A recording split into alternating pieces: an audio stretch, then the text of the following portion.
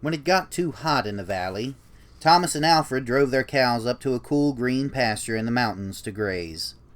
Usually they stayed there with the cows for 2 months, then they brought them down into the valley again.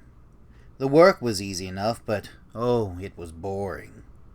All day the two men tended their cows. At night they went back to the tiny hut where they lived. They ate supper and worked in the garden and went to sleep. It was always the same. Then Thomas had an idea that changed everything. "Let's make a doll the size of a man," he said. "It would be fun to make, and we could put it in the garden to scare away the birds." "It should look like Harold," Alfred said. Harold was a farmer they both hated. They made the doll out of old sacks stuffed with straw. They gave it a pointy nose like Harold's and tiny eyes like his. Then they added dark hair and a twisted frown. Of course, they also gave it Harold's name. Each morning on their way to pasture, they tied Harold to a pole in the garden to scare away the birds. Each night they brought him inside so that he wouldn't get ruined if it rained. When they were feeling playful, they would talk to him. One of them might say, "How are the vegetables growing today, Harold?" Then the other, making believe he was Harold, would answer in a crazy voice, "Very slowly." They both would laugh, but not Harold. Whenever something went wrong, they took it out on Harold. They would curse at him, even kick him or punch him. Sometimes one of them would take the food they were eating, which they were both sick of, and smear it on the doll's face. "How do you like that stew, Harold?" he would ask. "Well, you'd better eat it, or else." Then the two men would howl with laughter. One night, after Thomas had wiped Harold's face with food, Harold grunted. "Did you hear that?" Alfred asked. "It was Harold," Thomas said. "I was watching him when it happened. I can't believe it." "How could he grunt?" Alfred asked. "He's just a sack of straw. It's not possible." "Let's throw him in the fire," said Thomas, "and that'll be that."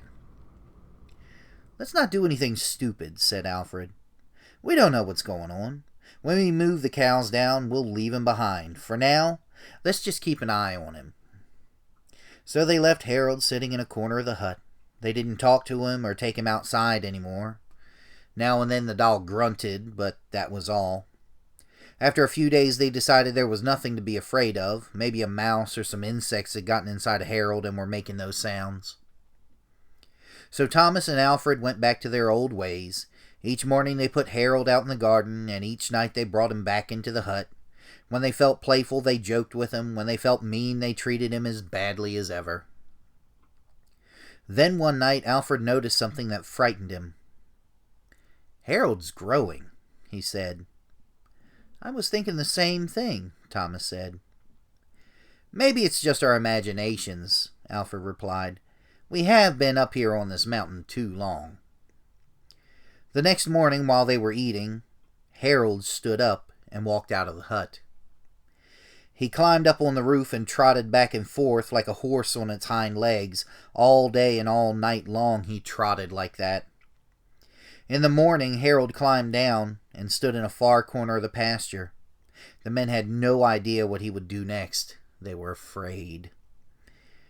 They decided to take the cows down into the valley that same day. When they left, Harold was nowhere in sight. They felt as if they'd escaped a great danger and began joking and singing. But when they had gone only a mile or two, they realized they'd forgotten to bring the milking stools. Neither one wanted to go back for them, but the stools would cost a lot to replace. "There really is nothing to be afraid of," they told one another. "After all, what could a doll do?" They drew straws to see which one would go back. It was Thomas. "I'll catch up with you," he said, and Alfred walked on toward the valley. When Alfred came to a rise in the path, he looked back for Thomas. He didn't see him anywhere, but he did see Harold.